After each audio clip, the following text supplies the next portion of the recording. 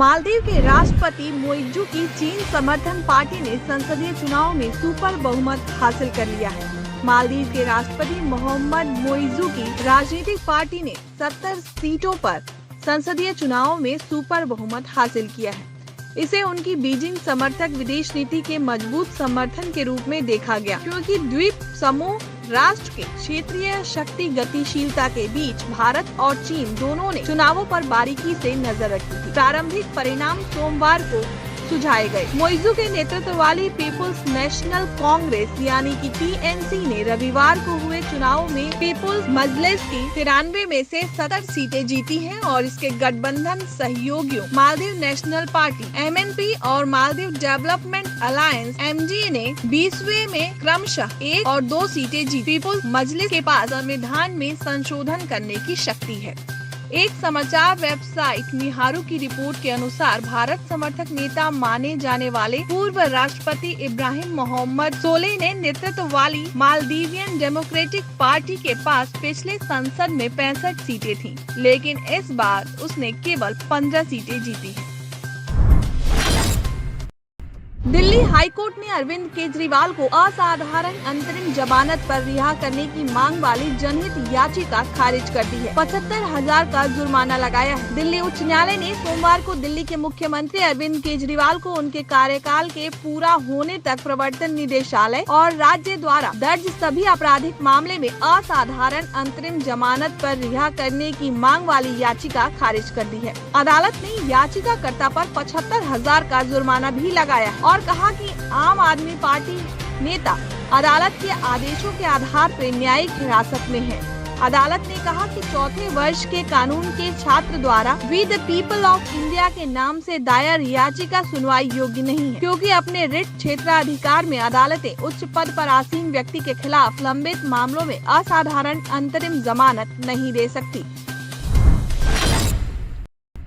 अपनी ही पार्टी की तीखी आलोचना करते हुए कांग्रेस पार्षद निरंजन हिरेमठ ने रविवार को कहा कि उन्होंने खुले तौर पर 8 लोगों का नाम लिया है जिनके बारे में उनका मानना है कि वे उनकी बेटी की हत्या में शामिल हैं। हालांकि कर्नाटक सरकार उन्हें पकड़ने में विफल रही है। हुबली धारवाड़ नगर निगम में कांग्रेस पार्षद की बेटी और हुबली में केएलई टेक्नोलॉजिकल यूनिवर्सिटी में मास्टर ऑफ कंप्यूटर एप्लीकेशन के प्रथम वर्ष की छात्रा नेहा हिरेमठ की इस महीने के शुरुआत में उनके कॉलेज में उनके पूर्व सहपाठी फियाज ने हत्या कर दी थी। नेहा की यहां उनके कॉलेज परिसर में हत्या की पूरे राज्य में व्यापक निंदा और विरोध प्रदर्शन हुआ है। रविवार को राजस्थान में एक चुनावी रैली में प्रधानमंत्री नरेंद्र मोदी की टिप्पणी से भाजपा और कांग्रेस के बीच जुबानी जंग छिड़ गई है। पीएम मोदी ने कहा कि अगर कांग्रेस सत्ता में आई तो देश की संपत्ति उन लोगों को बांट देगी जिनके ज्यादा बच्चे हैं। जहां कांग्रेस ने दावा किया है कि प्रधानमंत्री झूठ बोल रहे हैं और हिंदुओं और मुसलमानों के बीच विभाजन पैदा कर रहे हैं, वहीं भाजपा ने पूर्व प्रधानमंत्री मनमोहन सिंह की 2006 की एक क्लिप के साथ पलटवार किया है, जिसमें उन्हें ये कहते हुए सुना जा सकता है कि देश के संसाधनों पर पहला दावा मुसलमानों का है। मौजूदा लोकसभा चुनाव में भाजपा के सबसे युवा उम्मीदवार 33 वर्षीय हेमांग जोशी अपनी पत्नी के साथ होली पर एक संगीत कार्यक्रम में भाग ले रहे, तभी उन्हें कई बधाई कॉल आने लगी। इन्हीं कॉल्स के जरिए जोशी को पता चला कि उन्हें बीजेपी ने गुजरात की वडोदरा सीट से उम्मीदवार बनाया है। जोशी ने कहा कि यह मेरे लिए बेहद आश्चर्य की बात थी। उन्होंने कहा कि उनका लक्ष्य 10 लाख से अधिक के अंतर से चुनाव जीतना है। इस साल मार्च में मौजूदा सांसद रंजन भट्ट द्वारा पार्टी द्वारा दोबारा नामांकित किए जाने के बावजूद दौड़ से बाहर हो जाने के बाद भाजपा ने जोशी को वडोदरा से मैदान में उतारा है। दिल्ली उच्च न्यायालय ने सोमवार को मुख्यमंत्री अरविंद केजरीवाल की रिहाई की मांग करने वाली एक जनहित याचिका को खारिज कर दिया, जो अब समाप्त हो चुके उत्पाद शुल्क नीति मामले में जेल में है। कार्यवाहक मुख्य न्यायाधीश मनमोहन और न्यायमूर्ति मनमीत प्रीतम अरोड़ा की अगुवाई वाली जनहित याचिका दायर करने वाले कानून के छात्र पर 75,000 रुपए का जुर्माना भी लगाया। पीठ ने कहा कि इस अदालत का मानना है कि वर्तमान याचिका सुनवाई योग्य नहीं है, क्योंकि अरविंद केजरीवाल न्यायिक आदेशों के अनुपालन में न्यायिक हिरासत में है।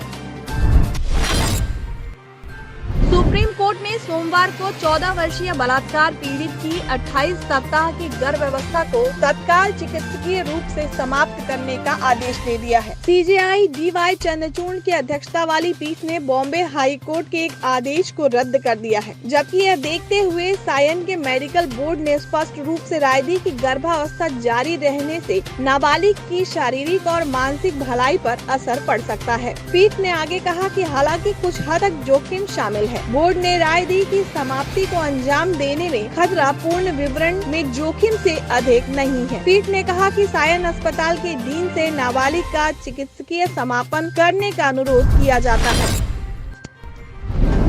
कल राजस्थान में एक चुनावी रैली को संबोधित करते हुए प्रधानमंत्री नरेंद्र मोदी ने आरोप लगाया कि मनमोहन सिंह के नेतृत्व वाली कांग्रेस सरकार ने कहा था कि देश की संपत्ति पर पहला अधिकार मुसलमानों का है। इस टिप्पणी ने बड़े पैमाने पर विवाद खड़ा कर दिया। प्रधानमंत्री नरेंद्र मोदी ने रविवार को सुझाव दिया कि अगर कांग्रेस सत्ता में आई तो वह लोगों की संपत्ति मुसलमानों में दोबारा बांट देगी। राजस्थान के बांसवाड़ा में एक लोकसभा चुनावी रैली को संबोधित करते हुए पीएम मोदी ने देश के संसाधनों पर अल्पसंख्यकों का पहला दावा होने के बारे में पूर्व पीएम मनमोहन सिंह की टिप्पणी का हवाला दिया और कहा कि कांग्रेस महिलाओं से मंगलसूत्र भी छीन लेगी और घुसपैठियों को दे देगी। सबसे पुरानी पार्टी की आलोचना करते हुए उन्होंने कहा कि अगर कांग्रेस सत्ता में आई तो वह सभी की संपत्ति का सर्वेक्षण करेगी। वे जांच करेंगे कि हमारी बहनों के पास कितना सोना है। वे जांच करेंगे कि सरकारी कर्मचारियों के पास कितनी संपत्ति और पैसा है। यही नहीं, उन्होंने ये भी कहा कि हमारी बहनों के स्वामित्व वाला सोना, उनकी अन्य संपत्तियां समान रूप से वितरित कर दी जाएंगी।